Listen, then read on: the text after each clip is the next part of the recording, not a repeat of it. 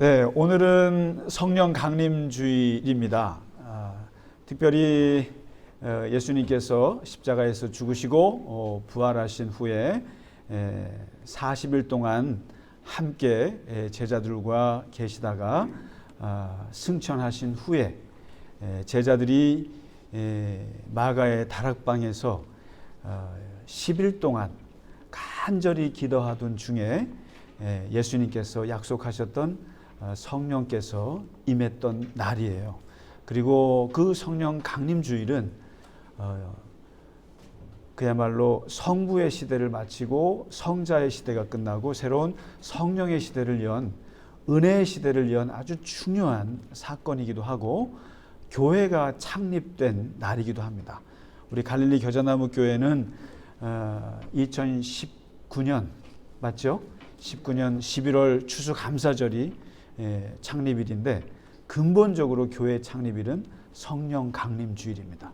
그때 교회가 탄생했거든요.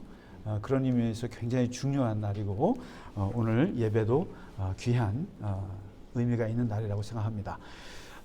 그리고 몇 가지 알려드리겠습니다. 지난주에 우리가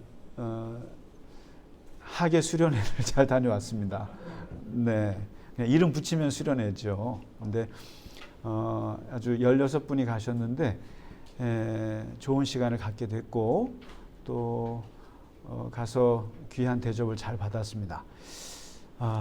다만 못 가신 분들한테는 너무 죄송하고 그냥 한 거 없어요. 그냥 땅만 좀 밟고 왔어요.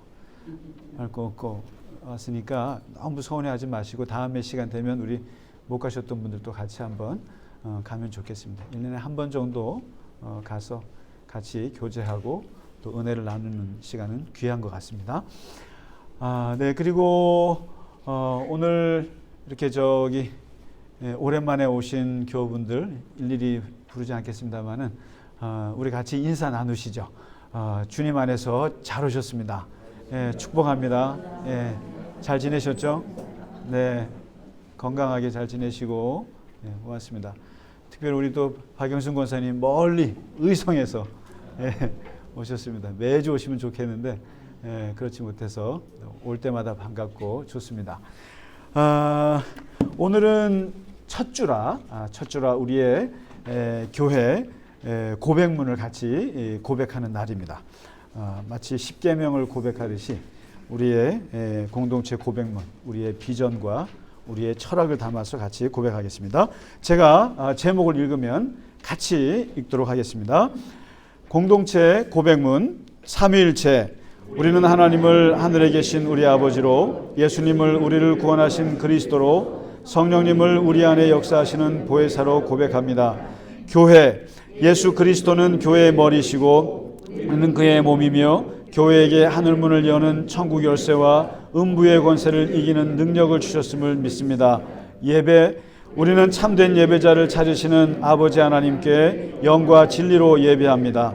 말씀, 우리는 너그럽고 간절한 마음으로 말씀을 받고 이것이 그러한가 하여 날마다 성경을 읽고 묵상합니다. 기도, 우리는 은밀한 중에 보시고 갚으시는 아버지 하나님께 은밀하고 간절하게 기도합니다. 나눔, 우리는 한 마음과 한 뜻으로 하나님의 말씀과 삶을 나누며 물질을 나누고 기쁨과 슬픔을 함께 나눕니다. 섬김, 우리는 오른손이 하는 것을 왼손이 모르게 섬기며 오직 하나님만이 인정해 주시기만을 소망합니다. 겸손, 우리는 겸손함이 하나님의 사랑을 입으며 낮아짐이 천국에서 높아지는 길임을 항상 기억합니다. 선교, 우리는 헌금의 10%를 교회 안과 밖의 구제와 선교를 위한 겨자나무 열매 기금으로 사용합니다. 포용, 우리는 새로운 가족을 환대하며 차별 없이 사랑함으로 하나님 나라의 아름다운 숲을 가꿉니다. 아멘. 이 10가지 고백문은 우리의 율법이 아닙니다. 그리고 우리의 헌법이 아니라 우리의 고백이고 우리의 다짐이고 또 이것은 은혜 안에서 우리가 하나님 앞에서 이루고자 하는 꿈입니다. 그래서 이 말씀을 항상 우리가 기억하면서 우리 교회가 이러한 모습으로 가기를 항상 기도해 주시면 고맙겠습니다. 네, 오늘은 3주 동안 준비한 찬양을 하나님 앞에 드리도록 하겠습니다. 다 같이 자리에서 일어나셔서 연습 많이 못하신 교우분들도 괜찮습니다. 일어나셔서 같이 하나님께 찬양을 드리겠습니다.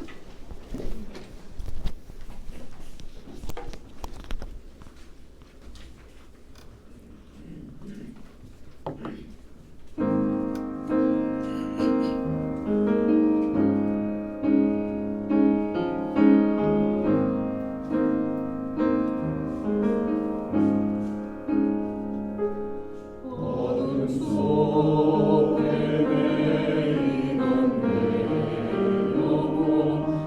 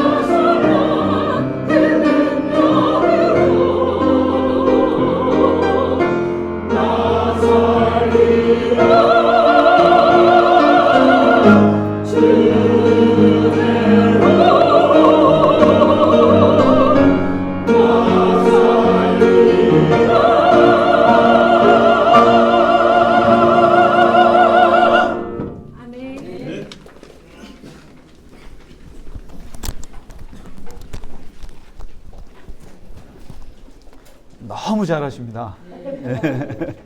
예.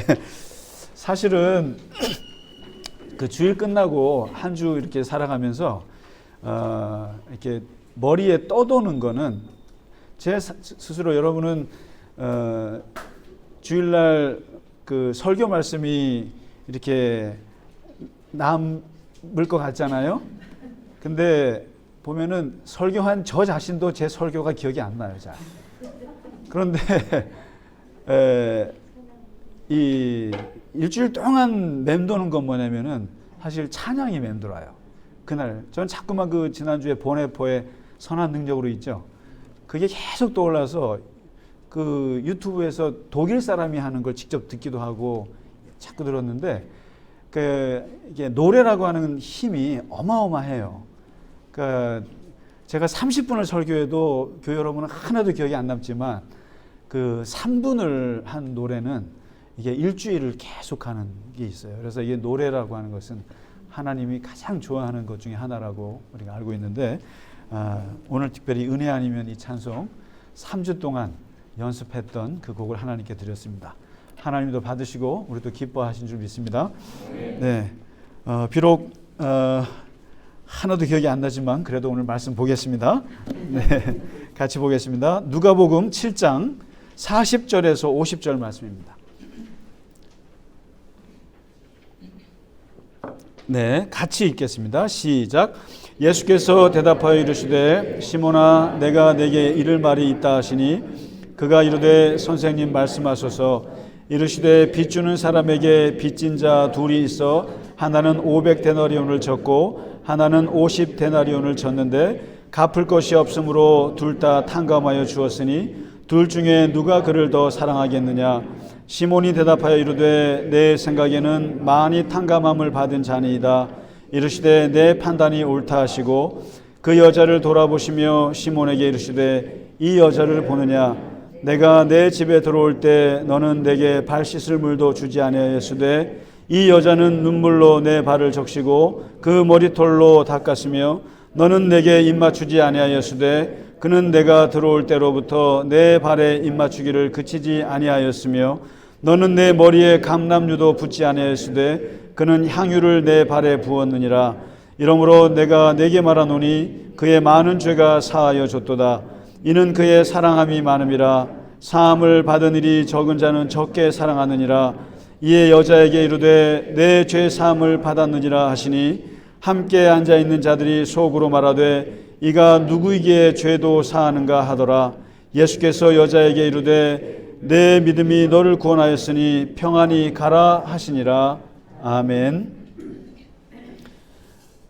네, 오늘 이 말씀은 우리가 잘 아는 말씀이기도 합니다. 그 성경의 복음서에 좀 다른 버전으로 다른 이제 스타일로 이렇게 나오는 이야기인데 예수님께 향유를 부은 여인의 이야기이죠.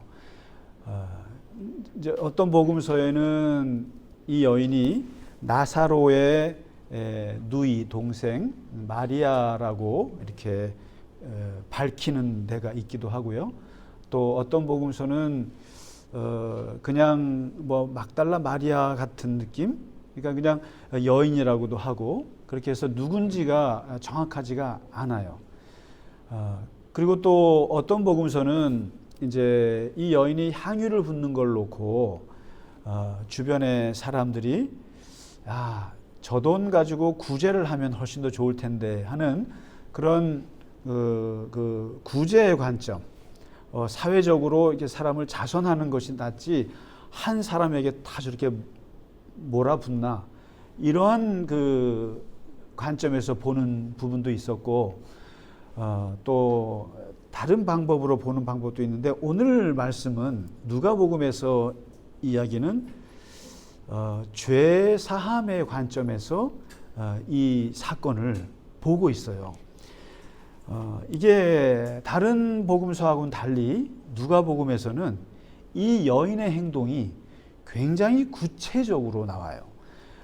어떻게 구체적으로 나오냐면은 이게 예수님께서 바리새인 시몬이라는 사람의 집에 초대를 받아서 식사를 하던 중이었어요. 식사를 하시는데 갑자기 어떤 여인이 예수님의 뒤로 오더니만 와서 자꾸 우는 거예요. 눈물을 펑펑 흘리면서 흐느껴 울면서 우는데 그 눈물이 예수님의 발에 떨어뜨리는 거예요.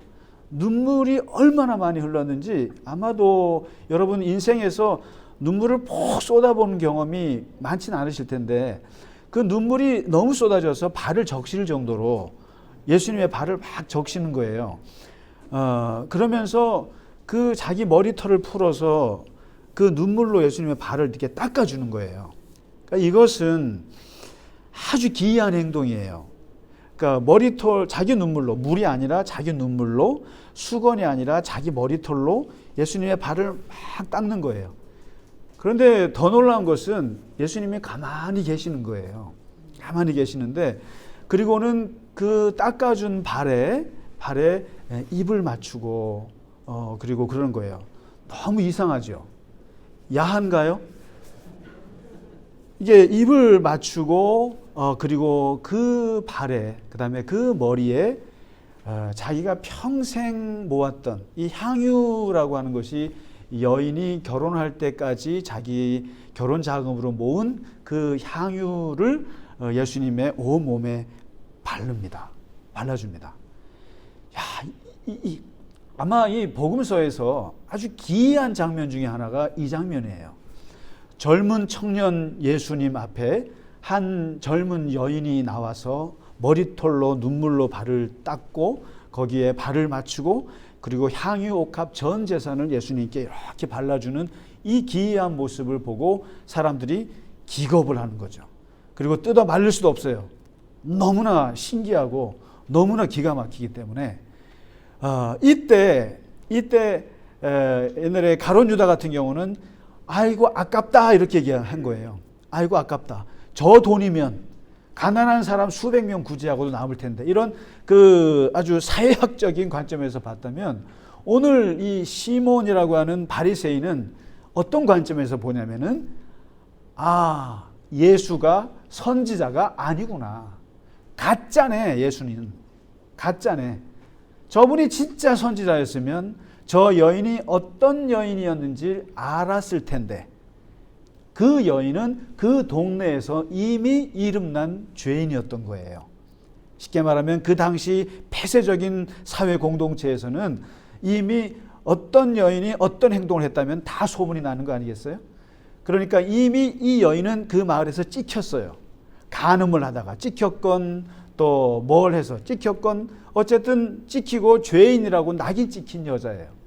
근데 그 여자가 그 더러운 몸에서 눈물을 쏟고 머리털로 닦고 입을 맞추고 향유를 붓는 그 모습은 그야말로 깨름직한 모습이에요. 어떻게 죄인인 여자가 그 예수님께 나와서 그런 짓을 할 수 있느냐. 근데 그것을 알아보지 못하는 예수는 도대체 뭐냐는 거예요.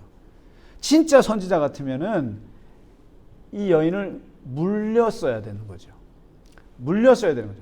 죄인이 선지자에게 다가오니까 물렸어야 되는 거죠. 그것 정도는 분별할 수 있어야 되는 거죠.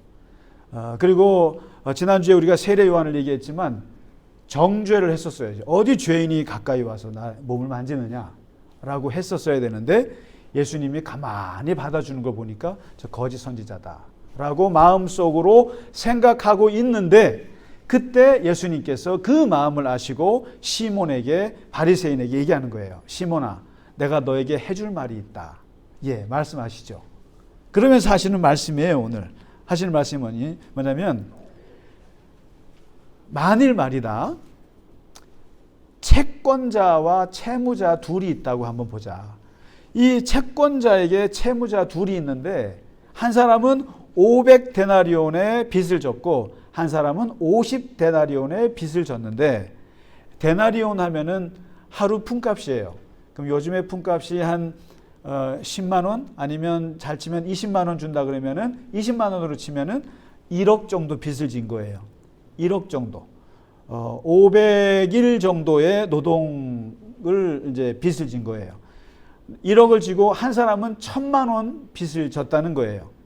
그런데 너무 둘 다 갚을 방법이 없어서 힘들어할 때 이 채권자가 빚을 그냥 탕감해 준 거예요. 탕감이라는 게 그냥 면제해 준 거예요. 안 받은 거예요. 그럼 그랬을 때 이 두 채무자 중에 누가 더 그 채권자를 사랑하겠느냐, 더 고마워하겠느냐, 누가 더 감사하겠느냐, 상식적으로. 그랬더니 아무래도 500데나리온 1억 빚진 사람이 더 그게 크겠죠. 그렇지? 그러면서 예수님 말씀이 아무래도 많이 탕감받은 사람이 아무래도 그 채권자를 더 사랑하는 게 맞다는 거죠. 그러면서 다시 시선을 돌려서 이 여자를 봐라. 이 여자가 어떤 사람이겠느냐. 그러면서 이제 이 바리새인하고 비교를 해요. 너는 나를 초대해 놓고 들어왔을 때 나한테 발 씻을 물도 주지 않았지. 지금 요 세 가지, 발 씻을 물, 그다음에 입맞춤, 그리고 기름 부어주는 거. 이것은 이 여인의 기이한 행동이 아니에요. 기이한 행동이 아니고 귀한 손님을 맞아들이면 마땅히 초대한 사람이 그 손님에게 해야 될 세 가지 예절이에요. 첫 번째, 발을 씻어줘야 돼요. 왜냐하면 바깥에 먼지 샌들 신고 다니니까. 발을 씻어주고 닦아줘야 되는 것이 첫 번째 예절이에요. 그런데 너는 내가 들어왔을 때 발 닦아줬어? 안 닦아줬지. 근데 이 여인은 자기 눈물로 발을 씻어주고 머리털로 나를 닦아줬어. 둘째, 너는 나를 초대해 놓고 나한테 입을 맞췄어? 반갑다고? 한마디 입도 안 맞췄잖아. 근데 이 여인은 들어올 때부터 계속 내 발에 입을 맞췄어. 세 번째, 너 나를 초대해 놓고 마지막으로 올리브유로 나한테 향수를 부어줬어? 안 부어줬잖아. 근데 이 여인은 자기의 전 재산을 나에게 다 부어줬다. 자, 그러면 여기서 500데나리온 이 탕감받은 사람과 50데나리온 누구겠어요? 벌써 너 같은 사람은 50데나리온의 탕감을 받았는데 전혀 그 느낌이 없는 사람이야. 그런데 이 여인은 501억 정도의 그걸 탕감받고 너무나 고마워서 나한테 눈물로 그렇게 했던 건데 여기서 예수님이 말씀하시는 거예요. 이 여인이 왜 그랬겠느냐? 이 여인이 도대체 왜 이런 행동을 나한테 했겠느냐? 지금 이 여인이 나한테 하는 행동은 뭐냐? 사랑의 행동 아니냐? 나를 너무너무 좋아하는 거 아니겠느냐? 이 사랑이라고 하는 거, 하나님을 사랑하건 누군가를 사랑한다는 게 도대체 어디서 나왔겠느냐? 이 여인의 사랑을 보세요. 이런 기이한 사랑이 세상에 어디 있어요? 자기의 재산을 다 쏟아붓고 결혼 포기한 사랑이잖아요, 이게요. 자기의 결혼 자금을 다 포기했다, 예수님께 쏟아붓다는 거는 사실상 예수님과 결혼하고 싶다는 얘기죠. 예수님께 내 모든 걸 다 바치겠다는 뜻이죠. 그런 의미에서 모든 것을 이렇게 사랑하는 이 사랑은 어디에서 오느냐? 기독교인들이 하나님을 사랑하잖아요. 근데 그 사랑은 다 사람마다 깊이가 다르다라는 거예요. 그러니까 저의 사랑이 다르고 교회 여러분의 사랑이 다르고 다 정도가 다른데 그 다른 게 어디서 오느냐? 그리고 그 사랑은 하나님을 왜 사랑하느냐 도대체 우리가. 그리고 그 사랑이 변하지 않고 끝까지 가는 이유가 뭔가 도대체. 한번 잘 생각해 보세요. 제가 늘 그러지 않습니까? 저는 예수님을 믿는 단계를 벗어나서 예수님을 사랑하는 단계로 우리는 접어들어야 한다고 생각합니다. 왜냐하면 믿는다고 하는 것은 믿다가 안 믿을 수도 있고 그럴 수도 있지만은 사랑이라고 하는 것은 모든 것이 다 이게 다 담겨져 있는 거란 말이죠. 그래서 하나님을 사랑하는 것이 도대체 어디서 오느냐? 오늘 잘 보시면은 오늘 주제는 세 가지예요. 사랑. 그 다음에 그 사랑의 원인이 어디서 왔을까? 두 번째 주제가 죄사함이에요. 이 죄사함의 은총을 얘기해주고 있습니다. 이 여인이 도대체 나를 왜 이렇게 사랑하느냐? 그것은 이 사람이 죄 사함의 그 깊이가 너무 깊어서 그런 거다. 많이 용서받아서 그렇다. 용서를 받아서 그렇다. 사실은 이 용서라고 하는 것은 도대체 어디서 오느냐? 죄에서 오는 거예요. 세 번째 주제가 죄예요. 이 죄라고 하는 것에서 이 용서가 오는 것인데, 사실 다른 종교하고는 달리 기독교처럼 죄에 대해서 끊임없이 인간이 죄인이라고 하는 것을 강조하는 게 기독교예요. 성경은 끊임없이 모든 사람이 죄를 지었노라고 선포를 해요. 모든 사람이 죄를 지었다. 죄 없는 자가 없다는 거예요. 그래서 예수님께서 가늠한 여인을 사람들이 돌로 칠 때 그 막았던 논리가 뭐냐면 죄 없는 자만 돌로 쳐라 그랬어요. 죄 없는 자만. 이것은 모든 인간의 죄의 보편성이잖아요. 벗어날 사람이 없어요. 그래서 의인은 없나니 하나도 없는 세상이다. 이게 바울의 아주 놀라운 통찰이에요. 의인은 없나니 하나도 없다. 그러면 죄를 지으면 어떻게 되느냐? 죄의 삭은 사망이다. 죄 이퀄 죽음이라는 거예요. 죄라고 하는 것은 죽음을 벗어날 수 없을 만큼의 큰 무거운 짐이에요, 이게. 그래서 사도 바울이 오호라 나는 공고한 자로다. 이 사망의 몸에서 누가 나를 건져내겠느냐 하면서 이 죄의 문제, 이 죽음의 문제에 심각하게 부딪혀 봤어요. 사실 모든 저나 여러분이나 기독교인들이면은 인생에 한 번쯤은 이 죄의 문제에 한번 아주 그냥 떼굴떼굴 굴러본 경험들이 있으셔야 돼요. 이 죄 때문에 여기서부터 어떻게 벗어나야 되는가? 그리고 죄와 죽음의 문제 앞에서 아주 심각하게 고민을 한 번 정도는 해보셨어야 돼요. 이게 없는 사람은 용서라는 것을 모르고 나아가서는 사랑이라는 것을 할 줄 몰라요.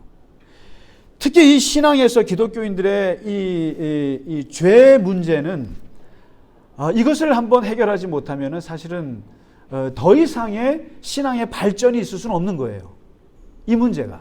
그리고 이 문제 때문에 우리가 하나님을 믿게 되는 거고, 이 문제 때문에 마틴 루터 같은 사람이 얼마나 심각한 죄의 문제에 부딪혀서 거기에 결국 종교개혁이 일어났던 것처럼 그런 거거든요.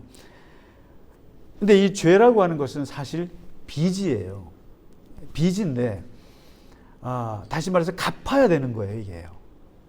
갚지 않으면 이 빚은 항상 나를 누르는 거고, 결국 이 빚 때문에 내가 노예로 끌려가거나 내가 죄의 노예에 살거나 내가 죽음에 이를 수밖에 없는 건데, 이것은 해결해야 되는 문제인 거예요. 죄의 문제라고 하는 것은. 근데 한번 잘 깊이 생각해 보면 이 죄의 문제, 이것은 이제 우리가 하나님 앞에서의 죄도 있고 또 우리가 사람들 앞에 짓는 죄도 있어요. 이것을 우리가 이제 범죄라고 하죠. 그리고 크게는 실정법으로 걸리는 죄도 있고, 작게는 사람들에게 피해를 주는 그냥 그런 정도, 상처를 주는 것도 사실상 넓은 의미에서 이제 죄라고 보는 거예요. 하나님 앞에서의 죄와 그리고 이 사람들 앞에 하는 이 죄들, 이걸 같이 우리가 이제 갖고 있는데, 이 죄를 사람이 이 짓고 살 때마다 다 나름대로 그 죄에 대한 반응하는 방식들이 있어요. 왜냐하면 이 죄를 갖고 살 수 없기 때문에 세 가지 방법이 있어요. 첫 번째, 죄를 짓고 나면은 첫째가 뻔뻔스럽게 사는 방식이 있어요. 좋은 방법이라고 생각합니다. 뻔뻔스럽게 사는 거예요. 다시 말해서 나의 죄를 은폐합니다. 그리고 부정해요. 부정하면 돼요. 나 안 했어. 안 했어. 나 하나님 안 떠났어. 나 그 사람한테 피해 안 줬어. 부정해요. 그런데 드러나잖아요. 드러나면 어떻게 해요? 그건 그때 그럴 수밖에 없었어. 합리화를 합니다. 이게 뻔뻔스럽게 사는 사람의 특징은 딱 두 가지예요. 부정과 합리화예요. 무조건 숨기고 봐요. 무조건 감추고 봐요. 그러다 드러나면 정당화해요. 합리화해요. 그건 내가 그럴 수밖에 없었어. 그 사람이 잘못했어. 그 사람이 나한테 먼저 화를 돋갔기 때문에 그런 거야. 그래서 나는 죄가 없다고 끊임없이 이렇게 하는 거예요. 그러니까 모른 척하는 거예요. 무시하는 거예요. 그리고 세상이 다 그렇다고 생각하면서 그냥 누르고 살아요. 이런 방법이 하나 있어요. 두 번째 방법이 하나 있는데, 두 번째는 죄책감에 시달리면서 사는 방법도 있어요. 죄책감에 그냥. 감옥에 가진 않았어요. 그리고 내가 그것을 부정할 수도 없어요. 근데 그것이 그냥 너무나 마음에 그냥 후회가 되고 원망이 되고 자책이 돼요. 그래서 계속 죄책감에 시달립니다.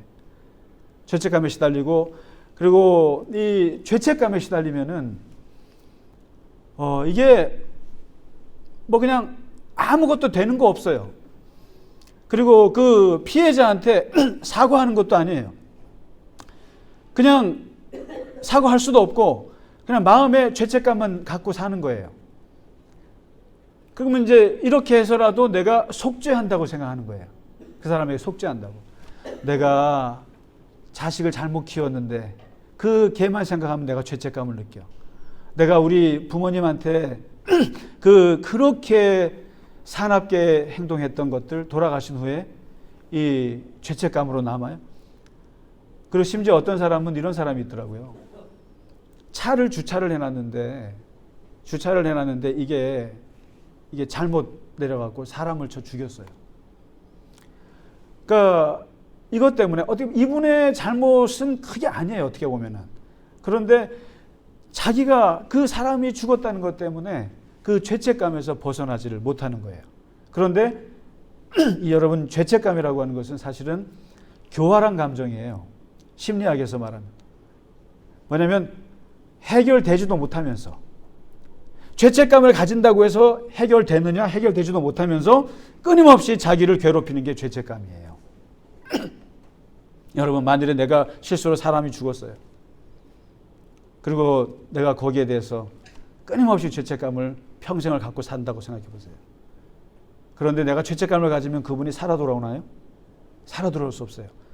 이 죄책감이라고 하는 것은 아무것도 현실을 바꿀 수 없으면서 자기 자신을 계속 죽음으로 몰아넣는 게 이 죄책감이에요. 어떻게 보면 사탄이 우리에게 주는 마음 중에 하나가 이 죄책감입니다. 이렇게 사는 사람이 있고, 세 번째 사는 사람은 이게 이제 아주 당당한 사람들인데 죄값을 치르는 사람이 있어요. 스스로. 내가 누구를 죽였어요. 나도 나를 죽여버리는 거예요. 내가 누군가에게 피해를 줬으면 평생 내가 죄값을 치르기 위해서 속죄하면서 저 수도원에 가서 살거나 아니면 뭔가 자기 스스로가 채찍을 가하면서 인생을 사는 거예요. 감옥에서 가서 살거나 속죄를 한다는 마음으로 죄값을 치러요. 그래서 일본 사람들이 기독교가 많이 안 들어가는 이유가 바로 이런 거예요. 기독교에는 누군가가 나를 용서한다라는 것은 받아들일 수 없다. 내 죄는 내가 해야지.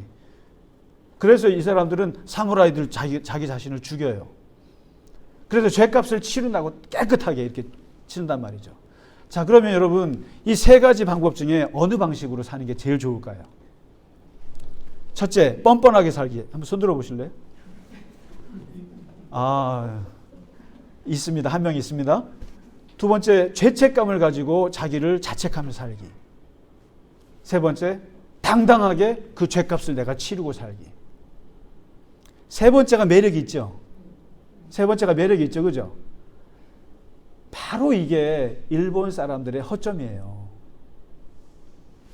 모든 인간은 죄인인데 그 죄를 대속할 수 있는 방법을 내가 가지고 있다고 생각하는 착각이에요.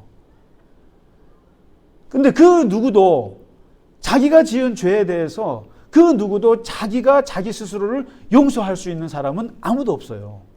그것을 속죄할 수 있는 사람은 없는 거예요. 한번 해보세요. 그 뻔뻔하게 사는 사람들의 특징이 그 죄를 자기가 속죄할 수 있다고 생각하는 거예요. 이것도 아주 인본주의적인 생각이에요. 두 번째, 죄책감 가진 사람, 내가 이렇게 죄책감이라도 느끼면, 양심의 가책이라도 느끼면 뭔가 저 사람에게 속죄가 되겠거니 하고 착각하는 건데, 이것도 자기 속죄인 거예요. 그 다음에 당당하게 내가 차라리 죽어버리지 하고 내가 이러는 사람, 엄청나게 교만한 거예요. 다시 말해서 인간은 자기 스스로의 죄에 대해서 자기 스스로 그 죄를 해결할 방법은 없어요. 그러니까 무엇이 필요하냐면 누군가가 그것을 용서해 줘야 돼요. 용서해 주지 않으면 벗어날 길이 없어요. 그래서 죄값을 치르는 것도 중요하지만은 누군가가 이것은 이렇게 용서를 받아야만 되는 거예요. 왜냐하면 여러분, 전과자들을 왜 무서워하는지 아세요? 저는 이게 참 역시 악한 세상에 어쩔 수 없는 사탄적인 거다라는 생각이 드는데, 여러분, 죄를 짓고 감옥 갔다 오면 죄값을 치른 거잖아요. 그렇죠? 죄값을 치렀어요. 그런데 이 감옥 갔다 온 사람들에 대해서 사람들은 어떻게 생각합니까? 죄값을 치렀으니까 죄 없는 사람으로 봐줘야 되잖아요. 그런데 어떻게 해요? 그 사람을 더 무서워하고 더 기피하고 그 사람을 더 죄인 취급하는 게 인간이에요. 그도 그럴 것이, 감옥에 갔다 온 사람들이 왜 또 감옥에 가나요? 왜 또 죄를 또 짓나요? 왜 전과 1범, 2범, 3범, 4범이 계속 달라붙게 되나요? 결정적인 게 뭔지 아세요? 죄값을 치렀으니까 내가 죄인이 아니다? 죄값을 치렀으니까 내가 죄로부터 멀리한다? 이건 안 되는 거예요. 뭐가 빠졌기 때문이냐면 결정적으로 용서가 빠져서 그래요. 죄 사함이라고 하는 용서의 과정이 빠져서 그 사람은 죄를 또 짓는 거예요. 여러분, 분노만 생기는 거예요. 10년 감옥 갔다 오면. 그 속에서 내가 사죄를 하고 피해자로부터 용서를 받고 눈물의 용서를 받고 나서 감옥에 갔으면 그 사람은 다시는 죄를 안 지을 수 있어요. 그런데 이 과정이 빠지는 거예요. 많은 사람들은 이 사회가 감옥에 집어넣으면 죄값을 치르면 된다고 생각하지만 용서라고 하는 이 하나님이 주신 선물이 빠진 걸 사람들은 몰라요. 그럼 이 용서는 누가 할 수 있느냐? 뻔뻔한 사람들은 자기가 자기를 용서하려고 그래요. 이거는 잘못된 용서고, 용서를 할 수 있는 주체는 두 밖에 없어요. 첫째가 하나님, 둘째가 피해자. 둘만이 할 수 있는 거예요. 그런데 많은 기독교인들이 착각하고 있는 것이 하나님의 용서만 받으면 된다고 생각하는 것. 그 우리가 영화 전도연 밀양에서 봤잖아요. 하나님이 나를 용서했어요. 나는 괜찮아요. 이 뻔뻔스러운 것. 용서는 피해자와 하나님만이 할 수 있는데, 용서라고 하는 것은 무엇이냐? 하버드 대학교 조지 베일런트 교수라고 하는 의대 교수가 용서에 대해서 정의를 했어요. 용서는 범죄에 대해서 너그럽게 관용을 베푸는 것이 아니다. 죄에 대한 고발과 누군가에 대한 증오의 감정은 다른 것이다. 다시 말해서 용서라고 하는 것은 그냥 증오감을 없애는 것이 아니다. 그 사람의 죄를 정확히 인지하고 있지만 그것을 용서해 주는 것이다. 둘째, 용서는 죄를 망각하는 것이 아니다. 죄를 기억하되 죄에 매이지 않는 것이 용서다. 그리고 용서는 지나간 고통을 제거하는 것이 아니다. 오히려 미래의 고통을 제거하는 것이다. 용서함으로써 앞으로 올 고통을 제거해 주는 거예요.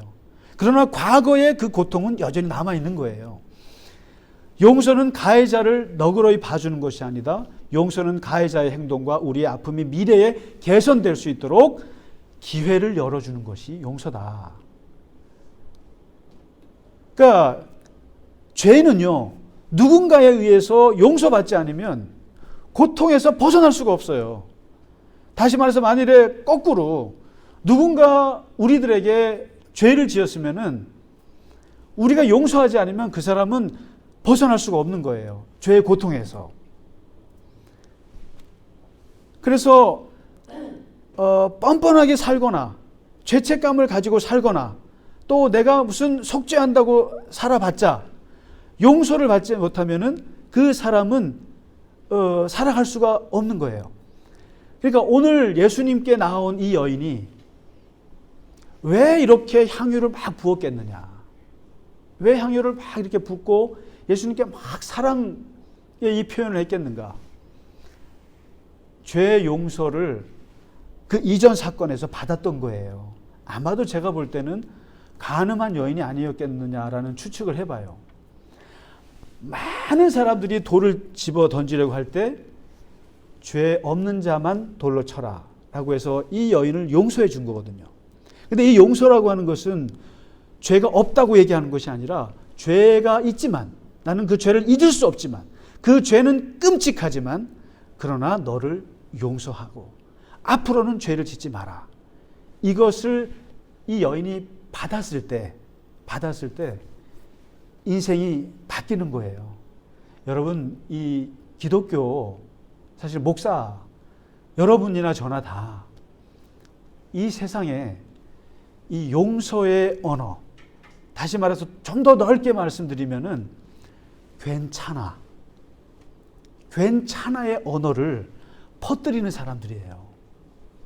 사실 잘 보세요. 여러분 선거 때 한번 보세요. 제가 선거 때만 되면 아주 머리가 아픈데 왜 머리가 아프냐면은 남을 죽여야만 되는 거예요. 남을 헐뜯어야만 되는 거예요. 남을 헐뜯고 남을 나쁘게 말해서 자기에게 표를 얻는 행위가 선거 행위라 제가 그게 너무너무 싫은 거예요. 다시 말해서 그것은 선거뿐만 아니라 이 세상은 사람들에게 계속 돌을 던지고 계속 정죄하는 문화 속에 살고 있어요. 우리의 언어가 그래요. 안 돼. 그러면 안 돼. 너 그러면 죽어. 너 그러면 감옥 가. 그게 뭐니? 그래갖고 어떻게 살아? 그래갖고 성공할 수 있겠어? 그게 무슨 짓이야? 우리의 언어 속에 너무나 많은 게 있어요. 그런 부정적인 언어들이. 그런데 예수님께서 오셔서 한번 복음서를 잘 보세요. 치료받는, 그러니까 중풍병자에게도 뭐라 하냐면 너의 죄가 사함받았다 그랬어요. 간음한 여인에게도 예수님께서 죄 사함을 얘기하셨어요. 그리고 오늘 이 향유 부은 여인에게도 다 너 사랑이 많구나라고 하지 않고 죄 사함을 얘기했어요. 그리고 십자가에서 심지어 돌아가시면서까지도 뭐라고 하냐면은 이들을 용서하여 주시옵소서라고 얘기했어요. 세상이 사는 법은, 세상이 진짜 사는 법은 이게 괜찮아. 내가 알아요. 그 사람이 죄가 얼마나, 자꾸 괜찮다 그러시면요 버릇 없어요.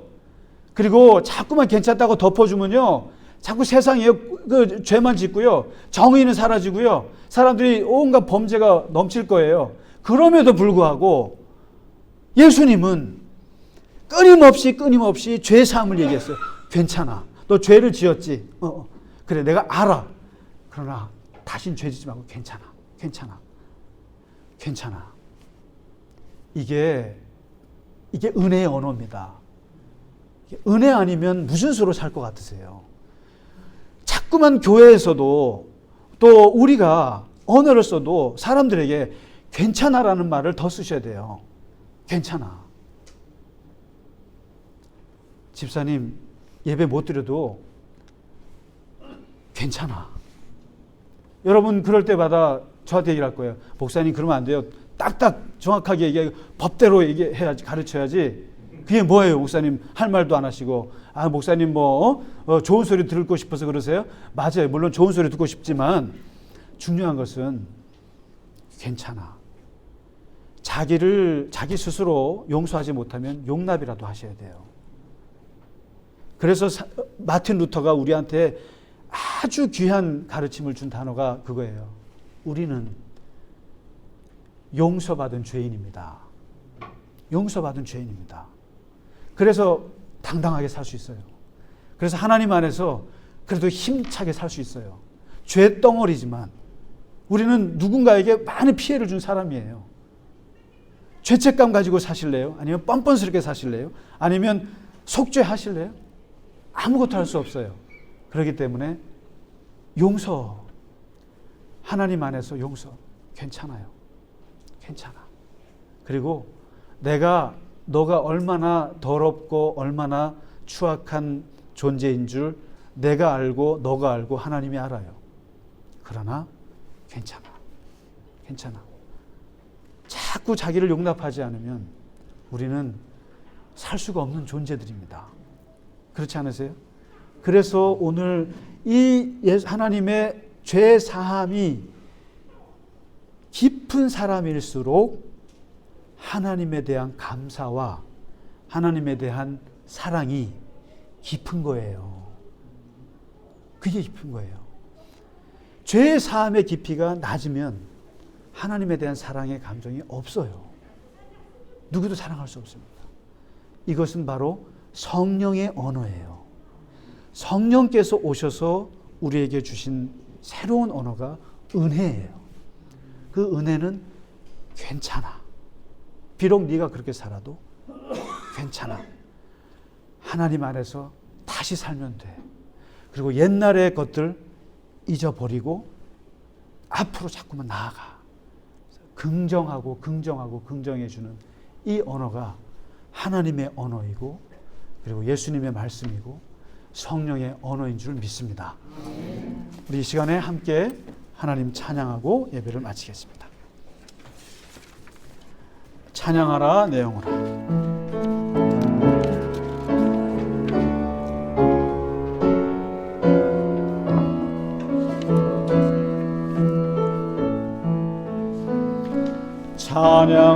찬양하라 내 영혼아. 찬양하라 내 영혼아. 내 속에 있는 것들아 다 찬양하라.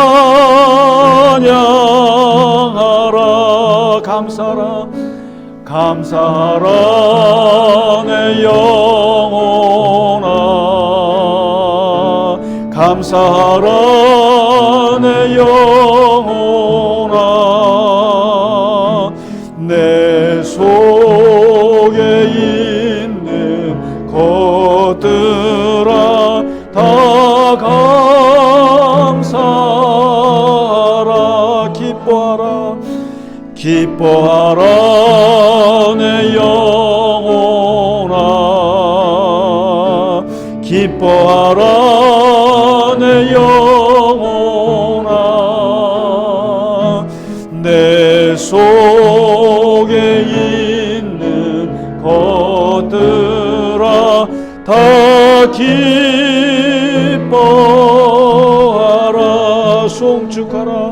송축하라 내 영혼아. 송축하라 내 영혼아. 내 속에 있는 것들아 다 송축하라.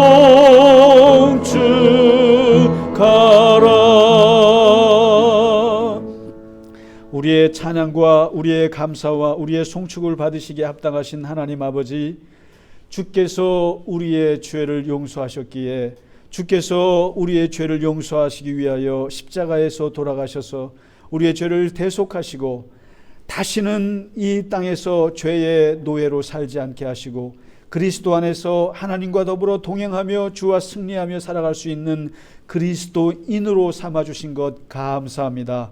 하나님의 자녀로 삼으셔서 우리가 어두운 그늘에 살았던 존재이오나 그러나 하나님의 은혜 가운데 주님의 은혜로 주님의 사랑으로 죄 사함을 받고 하나님과 더불어 이 세상 속에서 굳건하게 하나님 살아갈 수 있게 하여 주신 그 은혜 감사하고 또 감사합니다. 오늘 향유를 부은 이 여인이 주님께 그 사랑을 쏟아 부었던 것처럼 주님의 그 죄사함의 은총으로 사는 우리에게 주님을 더욱더 사랑하며 주님을 더욱더 사모하는 저희 모두가 되게 하여 주시옵소서. 하나님께서 세우신 갈릴리 겨자나무 교회가 하나님을 사랑하는 공동체가 되게 하시고 하나님을 예배하는 공동체가 되게 하시고 주님을 끝까지 따라가는 귀한 하나님의 교회로 삼아 주시옵소서. 이 시간 주 앞에 드린 예물 위에 하나님 함께 하시고 그 손길을 축복하시며 하나님 저희와 늘 동행하시고 항상 하나님의 형통 가운데 살아가게 하여 주시옵소서. 이제는 우리 주 예수 그리스도의 크신 은혜와 하나님 아버지의 지극하신 사랑하심과 성령의 감화 감동 위로 교통하심이 오늘 주께 예배하며 세상 가운데서 주와 더불어 승리하며 살아가기를 원하는 모든 주의 자녀요 백성 머리 위에 이제로부터 영원까지 함께 하시기를 간절히 축원하나이다. 아멘.